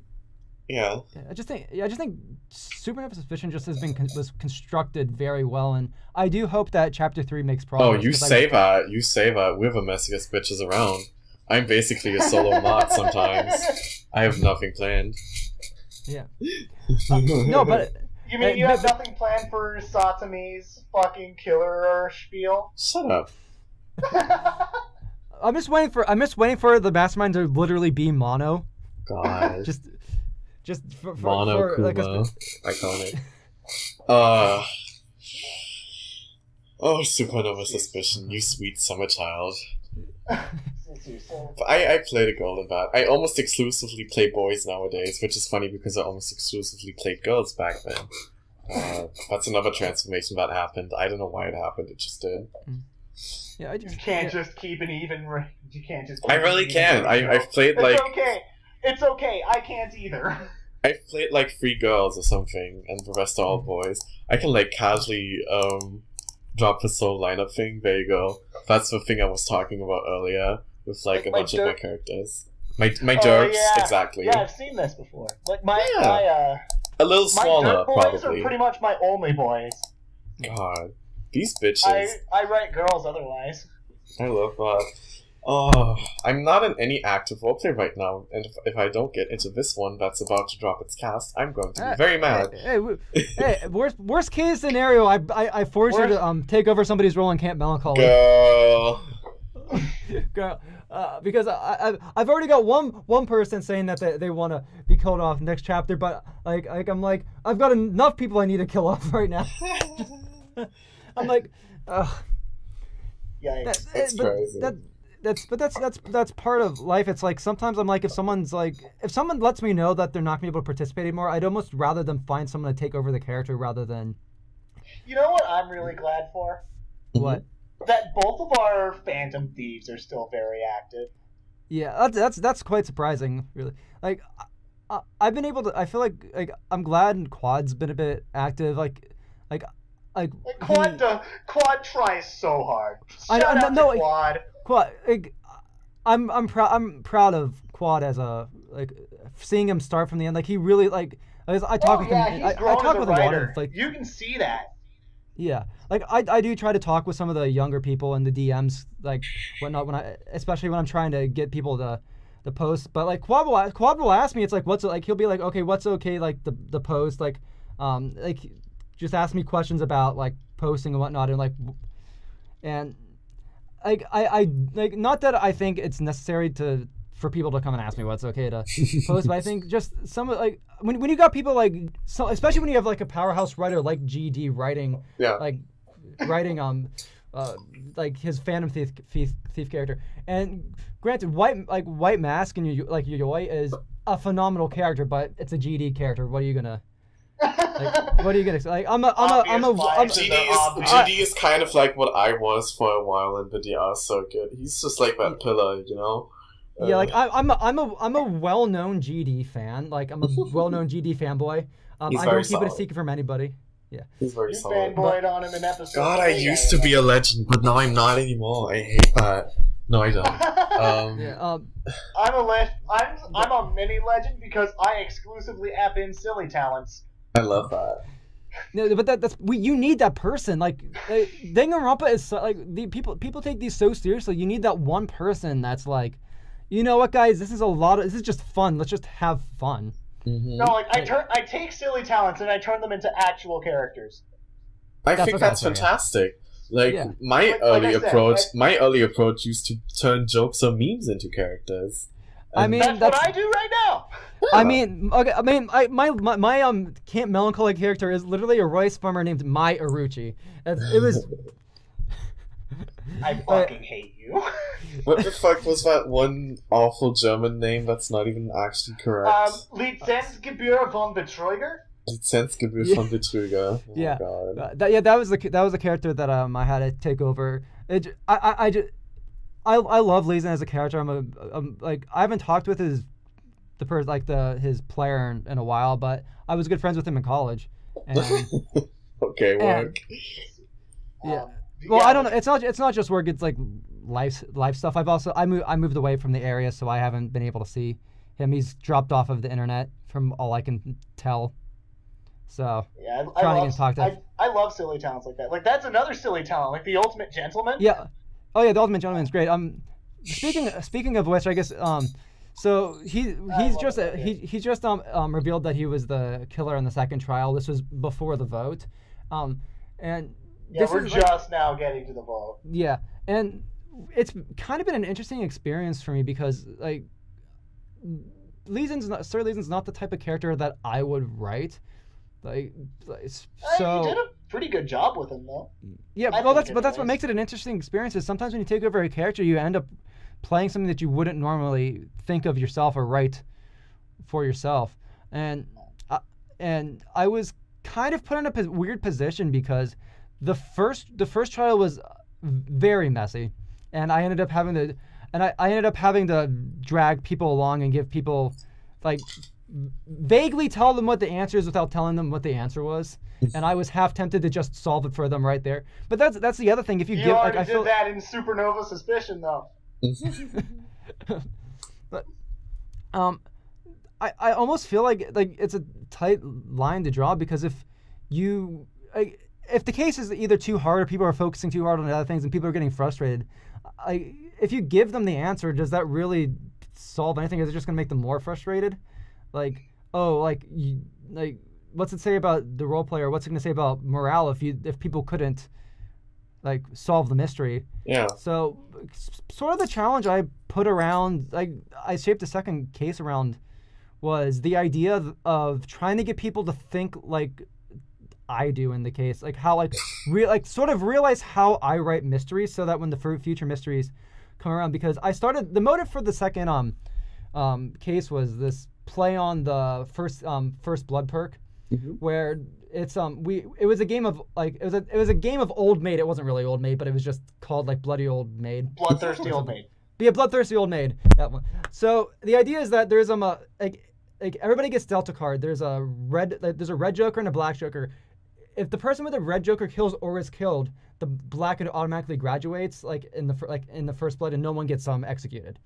But if someone kills someone with the black joker, then if the person with the black joker kills or someone kills the black joker is the killer is automatically executed. Jesus.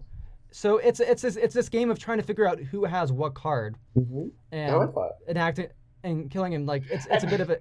At one point, my boy had the red joker, and I was trying to I was trying to allude to that fact subtly, but nobody took it. And then the third special card was the ace, and whoever had the ace had privilege to check other people's cards and swap cards with people. Because the only one of the rules was you can't show people your card. You have to keep it a secret. So the only person who could confirm people's cards was the ace, and they could swap the ace with anybody that they wanted to. That's cool. And every day the cards were reshuffled. This was mainly done so the murder could actually work. I don't know. In the future, I may have been you don't have to do it, but to make sure that the killer actually had the cards that they needed for the murder to work, I needed it so it was reshuffled every day. But I guess it made it more chaotic. Okay. So when it came to the murder, it was found out that it was figured out that the victim had the black joker, which meant that the only person who could have killed the person with the black joker was the person with the red joker, which cancels it out. Yeah. So the point I was trying to make with the trial is that so obviously everybody's like, okay, everybody show you your card, show your card. But we had players who weren't active, so there are people who who weren't going to show their card anyways. Oh. And then I had Leeson, who was like, I'm not showing you your card. You're not getting any easy victories. Like I'll show you my card if everybody else shows you their card. And so he, to an extent, he was playing that gamble. I was like, okay, yeah, I'm gonna make myself more suspicious.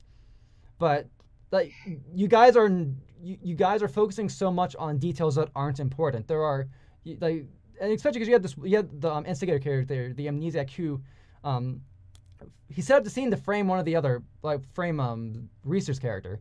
And since Reeser wasn't active, Reeser couldn't defend himself in that regard. So it was this weird game of, okay, he as the GM is trying to clue people in that the amnesiac framed the murder, and that they're and don't rely on the cards, because in the situation, what was really interesting about the situation that the amnesiac did by framing Ian is that it was everybody had alibis in that situation, and I was trying to get people to realize that. Every single person did alibi each other out. Yeah. That was what was so tricky about that case. Yeah, because the framing of Ian made it so that because obviously the amnesiac was one of the people who discovered the body, and there was no way there could be a trick with the body discovery announcement in that case. Yeah, because case 1 had a body discovery announcement trick, which shouldn't have been taken as long to figure out, but because there was a lot of character stuff going on. I tried to fit some character stuff into that first case, but the first case dealt with this whole character that was with Felix Quad's character, who was he's a phantom thief. He's got this organization behind his back, and he was tricked into framing the other phantom thief. Oh, he was tricked into framing DLA's character. And it was essentially a situation of getting Felix to admit that he... Because the idea was that Felix was going to take the fall for the killer. So it was get Felix to realize that he's being set up. And I essentially had to have Monokuma be yeah, the organization that you worried about taking your life or whatever, that you're so afraid about, yeah, they don't exist anymore. So your whole, which was funny because that created a whole nother reaction from Felix that was great.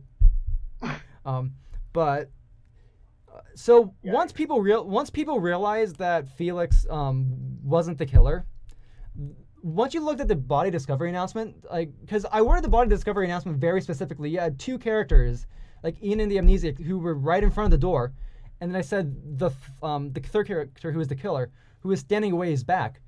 So if you're playing like from a very technical standpoint, you could have been like, wait a second, did this guy even see the killer? Like, his name's in the body discovery announcement, but the placement of the characters makes it questionable if he actually saw anything. Like, I was very specific with the wording, but that's how sometimes how things are. There's so many details. You have people not posting. You should never expect people to do anything. Yeah. And people's visual maps are different. So yeah, but be flexible. Don't set up expectations. Yeah. Just let it happen. It'll fix itself. It'll figure itself out. If you don't, give them a little push. But just don't expect them to do anything. Yeah, that's sort of what I did with the second case. Like, is that like I was constantly through the trial. I was trying to make a point, but through Liaison that don't rely on the cards. There's somebody who is clearly lying. Like, look through the testimonies, and you'll see that somebody, like, something doesn't make sense here. Like, and then once it was figured out that and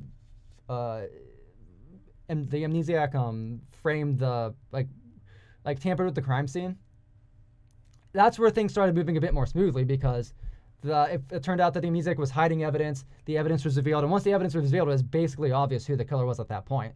And so it's going to be interesting when I get to chapter 3, because I'm going to see if the goals I try to, like, well, the messages I was trying to get across in the second case stuck around. But you never know. So chapter 3 motive is definitely the fact that Edward McWenderway Jr. is going to join the cast, right? Oh, absolutely, absolutely. Definitely. And he's bringing a truck full of McWiggerway Juniors with him, and everybody, and that's the only food you can eat. McDonald's, yeah. Yes, McDonald's. I remember Mono like threatening to kill me if I didn't include McWenderway. If I didn't include McDonald's. It's important, okay. McDonald's it definitely is iconic. It's a meme. It is a legend. Like, that shit lives inside of me. I never got to say Tucker's talent. Like, Tucker is the ultimate truck driver. Like, how do you turn that into a character? I don't know, but you did it. But I did. You did. Yeah. If I ever do I literally have a train driver that happened because a friend of mine sent me their first character's app with their edgy backstory, where, like, the character's girlfriend got run over by a train, and I dead ass turned it into a meme character for me, and that was one of the top 3 apps for roleplay. Shout out to Scared One, you fat bitch. I also feel like a train conductor garners a bit more respect than a truck driver. Conductor, we have a problem. God, I hate him now, though. That's so sad. I feel like being a truck driver is a bit more of a meme. Listen, I respect him. Clearly he's talented enough to join us, so you know. SHSL truck driver, that's also SHSL Hope. What a concept. I love that. I love good concepts. Bring me good concepts, girl. If I ever app to another Danganronpa roleplay in the future, I'm definitely going to take a page out of the TAR book of silly talents. Oh, the circuit's open, kids. Impress me. What have you got for me? Super high school level trash podcaster. Hey! You also did the SHSL skeptic. Yeah, that was the one that was the first victim, and that's I revived him for the Magical Girl roleplay. Yeah. Kiyoma was so much fun to write because I was basically like, I was basically like just like challenging everything that like the. Oh, absolutely. One of the interesting things about that roleplay is that they had a die roll mechanic where you could attempt to do something, and roll a die, and if the mods thought it was high enough, you could go through with it. And I literally had him break a hole in the floor, which was eventually where he was killed. God. I just love like when I'm role playing, making like having like other players and like mods like giving them creative like problems for like and I say creative, not like, oh my god, why'd you do this? And it's like they're like it's a fun situation where it's like, I didn't account for this. How can we make this like interesting? Exactly. Like, because that's part of the charm with role playing. That's part of the charm with role playing. It really is. It's just, you don't know what the other person's gonna do, and like when they spring something cool on you, you just roll with it and make it happen. Like, it's like an avalanche, and I really adore it. Like, that's what this whole thing is still about for me. Just making moments happen, making stuff happen. I don't really care about like having a story of my own to tell.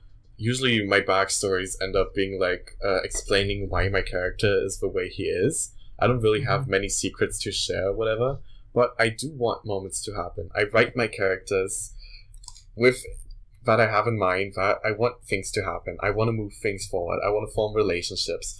I want drama. I want feelings. I want everything. Like, just give it to me. I'll make it happen. I don't fucking care what I have to do. I'll make it happen. If I can make a goddamn moment happen, that pays off all the effort I've been putting into it up until that point. So Mono, I've got a hot take for you. Okay. What do you feel about at least on the surface, Danganronpa being a bunch like, and this from a formats perspective, it's about a bunch of Mary Sues killing each other. Well, I don't think very highly of the canon source material anymore, because I got very bored with the game by now. It's left a bad taste in my mouth. And we're better writers than the Danganronpa writers. Kind of, yeah. Are we better writers than the Danganronpa writers? Well, there's certainly cultural. There's certainly cultural differences between them. I feel like Hidaka gets some. I feel like Hidaka gets himself stuck in like he focuses so hard on like this point or this idea, and he doesn't particularly care how he gets to the idea. He just wants to say that idea. He just puts it out. He doesn't pay attention to how he gets it across. Yeah, like I can say this about V3. I really like what V3 goes for, but the mid section is so weak. Like there's a lot I love about V3, but there's a lot of weak writing in it. Oh, absolutely. It starts off very strong. Like, the first case is one of the best cases in the series. Oh, absolutely. But after that, it's just like, you know, just kind of gets I don't know, man. I'm just here for silly talents. Like, Ultimate Skeptic, Ultimate Gentleman, that's my shit. That's for good stuff. Like, we barely see that kind of fun stuff anymore. We need to come back. Join us. And enter the fun circuit where we spend months writing humongous Google Docs and slapping each other with it until 16 people get in and the rest get frustrated and mentally ill. Except I'm not gonna make it in because I can't write that. That's loser talk, Tar. Remember? Yeah, Mono, we've got to start a Danganronpa roleplay where the conceit is everybody has one sentence backstories, but yet somehow people still end up making it 5,000 words. Go me. I'm late. I'll do it. I'll fucking do it. Oh, it's just. Oh, so we can't have word limits, but we can have sentence limits. I see how it is. Yes. See, if you tell people to only write one paragraph, it will be a novel's long paragraph. It just happens, you know? Like, people just do this shit. I always encourage people to write as much as they want. Whenever people ask, oh, how much should I write in this section? I'm like, well, how much you feel comfortable with. Because, like, at the end of the day, that's, like, your thing, you know? An application to me is a product to sell. And, like, you just have to fully go for it. It's not a novella, it's an advertisement. It is an advertisement, absolutely. And the thing about advertisements is that advertisements won't always work for the same people. Different GMs will have different perspectives on apps. Like, sometimes a GM will prefer a shorter app. They'll be like, oh, this person can get to the point. They can tell me what their character's about, and they'll see a long advertisement. And you're like, oh my god, I don't want to read through all this, and they're going to skim through things, miss details and whatnot. That's exactly what I would do. Right. Like, do you want you should totally think of an app as an advertisement. Like, do you want to see an advertisement? Do you want to see that kind of advertisement, or do you want to see an infomercial? Yeah, it's difficult. Like, and you have to like realize these moderators read like over the course of a month. Bless their hearts. Read like 40 to 50 to 60 to 70. Shout out to all the dirt mods out there. Oh, absolutely. This doesn't even count to the ones that give feedback and allow people to edit. Oh, absolutely. And send ones in, or allows people to send in multiple applications. DCL had feedback for people who wanted it. Camp Melancholy had feedback, and I was extremely disappointed when I didn't. A lot of RPs nowadays have feedback. And it was like, change nothing. Your app is actually perfect. And I'm like, I get that a lot, and it's kind of frustrating. It's like humbling, but at the same time, it's like, well, why did I ask?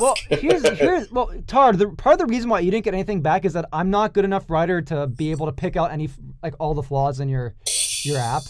Where I'm sure if Mono looked at your app, he could be like, okay, here's the things you can improve and whatnot.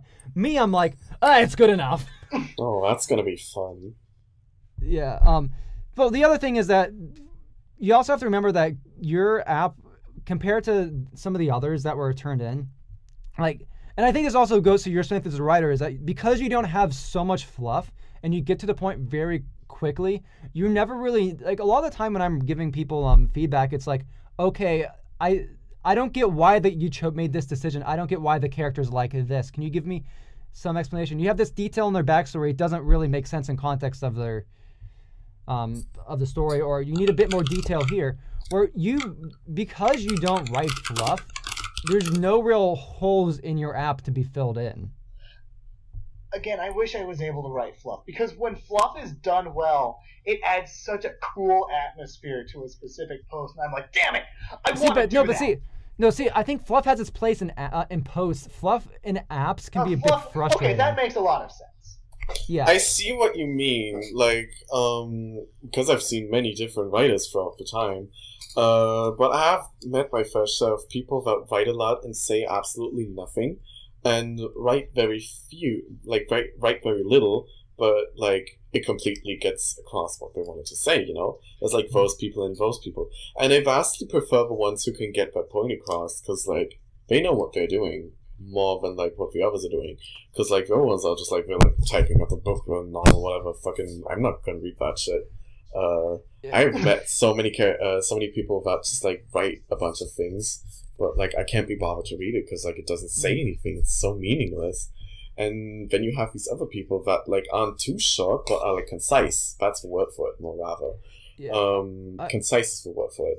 And I just really like those kind of writers, because like they just work. And when they want, they can. When they want, they can like expand on what they're doing, like, and it fits. It just works out, and I really enjoy that. I wish there were more people like that. I've really been working on trying to cut down on my writing a little bit, like, because I had a phase, especially this was during Rayansh, where I tried to overwrite, but I found for myself that I'm someone who just does not sit well with me. As someone who, like, for me, like, I type slowly, I take my time with posts, and it takes a lot. I mean, a lot of the time I'm writing a post, I don't always remember the first thing that I've wrote. When it comes to shorter posts, I can proofread, I can look over, I can see what I've written and digest it much more easily, because my brain is kind of all over the place. It's hard for me to construct and keep a note. I don't think. I do not think. I turn my brain off. I just type. The only function that my brain has is moving my fingers. And I think as a writer right now, my biggest issue I'm finding is that I'm relying too heavily on dialogue. I'm looking at some of those posts I made in Camp Melancholy, and it might be just because I'm writing Leeson, and even though I have his app, I don't really have the feeling of his character. His writer had a very distinct way of writing that I'm not able to replicate. And I think it's more of a struggle of style and not really knowing how to write the character, write his narration very well. But that might just be me. Yeah. No, I get that. Like, not everything fits you. And that's totally fine. Like, you write your thing, you enjoy what you want, because like eventually if you don't enjoy it, it's gonna show. And you gotta do something about it, because, like, that's what hand you dealt, blah, blah, blah. You just gotta deal with things in roleplay, that's just how it is. Like, fucking... I've been dealing with things for 8 years now. Yeah. Fuck me. Yeah. But yeah. How long ago? Yeah. It was November 2011 when I started. I think. Yeah. God, that's such I don't a even long want to. time. Yeah. Oh no. It's like I think That's I a joined. long I time joined. to be derping. Yeah. I Well, joined a. I started derping in 2013, but you know. Yeah. Oh. Never mind. That's still a long time to be derping. It is a very long time to be derping. You're right. And that just shows how much you enjoy it. Well, so. Oh boy. I still write. I just do it. It sounds like we're about to bring this to a close. Yeah. So before we leave, I want to ask one more question for Try. Oh yeah, sure. Wow. Tell us more about Mayaruchi. Okay, so I think what TAR's going on here is that I'm not the biggest fan of Mayaruchi. That was just supposed to be a meme. You were supposed to say I know. fuck you, but whatever. Iconic. We can legitimately go on about mine. Okay, so Mayaruchi, my character in Camp Melancholy, I think it's part of the problem is it's a bit too much of a meme character. I didn't have too much of an idea of a personality. Oh, don't worry, we have those writers here too. Yeah. We have memes. But I think the problem, the big problem for me when it comes to Maya is that I wrote it in the minds of this is just going to be a character that I make posts to push things along. But there are certain things about her backstory that will be revealed later. That and the initial plans I had with her character, I'm just like, Jesus Christ, what the fuck was I thinking? Like. Especially considering now the tone of Camp Melancholy, like, it's definitely an example of over planning. If that makes, it's like you weren't accounting for Tucker Randall, were you?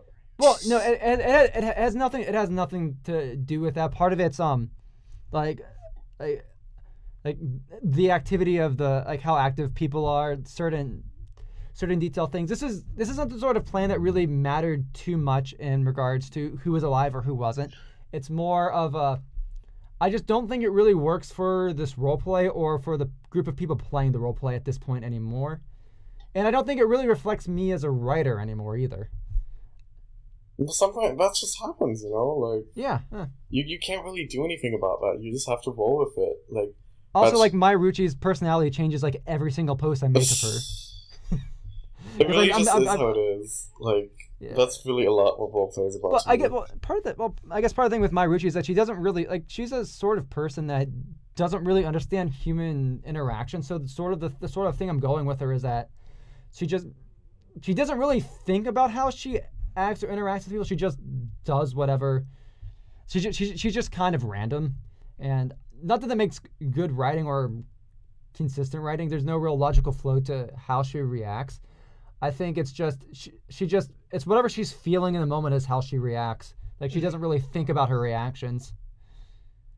It's like that kind of, well, not the exact same thing, but that's me with George right now. Like, I feel like she's gonna become a lot better later on when she's broken in and I know what I'm doing with her. Yeah, well, hey, George, I don't know. George might have to be Survivor at this rate. You never know. So you might have to get used to her. Oh, I don't want her to be a killer. No. I'm not usually fond of people controlling two characters for too long, especially in a derp. So that's fair. So I'll figure something out. Tucker's supposed to be a long-lasting boy. Well, I mean, obviously. But I don't have any specific plans with George right now, just because like there's people I have to. Y'all are like spoiling DRRP left and right now. Jesus Christ. I know, right? No. Here's the thing. We're spoiling things, but there's certain I don't care because there's certain spoilers that like make this conversation completely like milquetoast. I love that. Oh my god. People aren't gonna listen this far in, anyways. Yeah.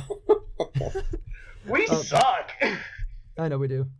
No, I have talent. Yeah, no, you have talent. TAR and I suck. Well, that's why you brought me on, right? Yeah.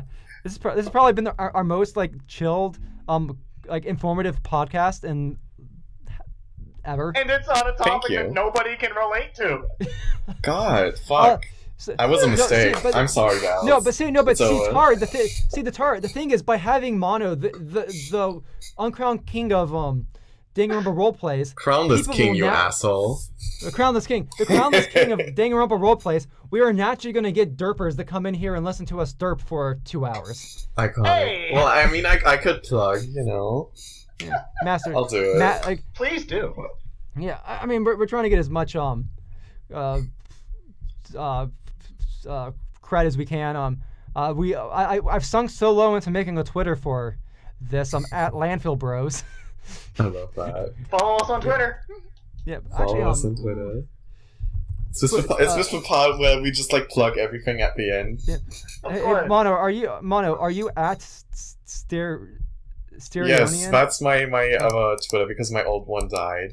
Okay. Long story, but I do Okay. have I do have one last plug to make. Ooh. Okay. Fuck, how do I stop this? I didn't think this through. God damn it. Oh, that's Bros in a Landfill in a nutshell. Well, You're I have one last plug to make. Okay. Make your plug. I will make my plug. Oh, plug me up, Daddy. Oh. I don't like this anymore. Oh, my no, God. sorry. I'm so sorry for that. Oh, you should see when lunch is on. The tension is so strong. Girl, I get tense when lunch comes on. It's like, Okay, the plug I have to make is that when did the server open? Like October or something. I just randomly felt like, hey, after having been here for so long, I should move my ass, and other people were with me. So we just did some stuff. We were chilling. We were having thoughts how this whole thing has been happening, this whole role-playing thing, and how it's developed over those few months. And over those few months that server's been open. So, I'm proud to announce Danganronpa Afterlight from May 12th. This is the part where you clap. So is this a new derp? Yes, this is a new derp. This is a derp Ooh. with me, Cypher, RKS, and Destiny Shiba at the helm. A very iconic team, I would say. Well, you know what? I might just have to app because It'll be around. It'll be around. You'll see it. I'll see if I can conjure up a silly talent. It's been stirring talk before we even were finished with everything. So because if there's one thing that GMing Camp Melancholy has at least especially this past month is instilling in me is I've been kind of wanting to derp again, and I feel like I've been having a little bit more time, but knowing you and Cypher are behind it, it'll be something. It'll be a ride. Yeah, I'm looking very forward to it. It's been an extremely humbling and pleasant experience working with all of them. I love my team's bits. So before we close out, I think maybe since I assume Tar and I are going to app, why don't we both give each other talents to app for it? Oh my god. Oh boy. I'm waiting. Well, try and give me one first. Okay. Silly talent. Silly talents.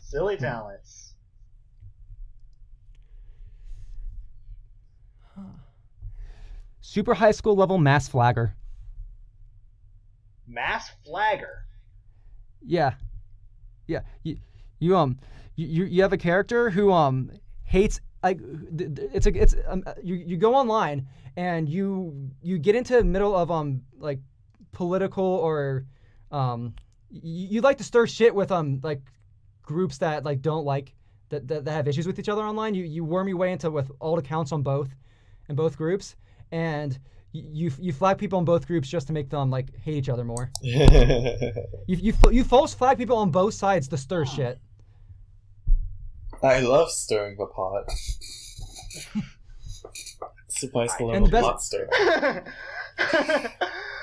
Oh boy. All right, Ty, your turn. That actually doesn't excite me too much. Yeah, I didn't think it was. I'm terrible. I'd be willing to play that sort of role within the cast, but that particular talent does not excite me. Okay, read him. Jesus. Okay.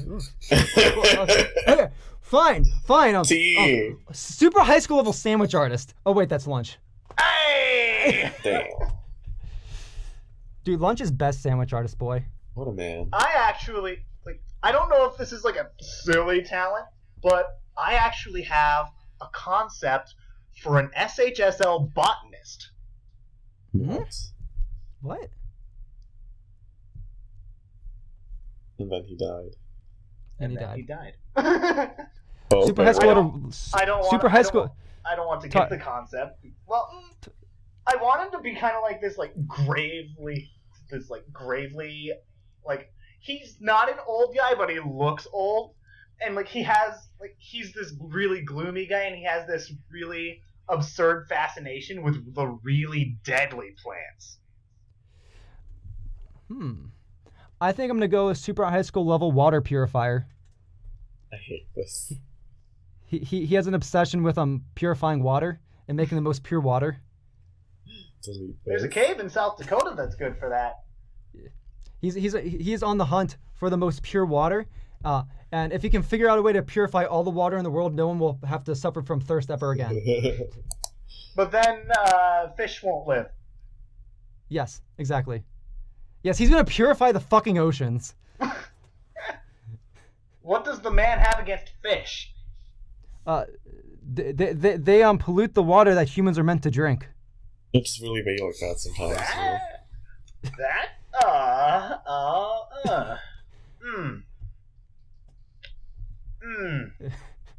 have opinions on that. Oh, for how long are you gonna have this fucking talent seizure? God. Yeah, no. I think that's about it. Unless if Mono wants to think of the most ridiculous talent he can think of before. I'll be waiting. It's like 3 more weeks. We actually hang on. We have an entire channel dedicated to this in Camp Melancholy. Oh yeah, we do. I mean, I think a lot of Danganronpa servers have have talent ideas. Character discussion. Yeah. Yeah. So any closing thoughts from either of you? I'll let the bitch go first. Which one of us is the bitch? Try. Okay. Sure. I think derping's cool. I think everybody most Any people... closing thoughts from either of you starts doing it. I was going on the joke that I'm the bitch. Rose in a landfill. This has been bitches. Bros in a Landfill. Signing off. Just another day in the landfill here. Of course. It really is.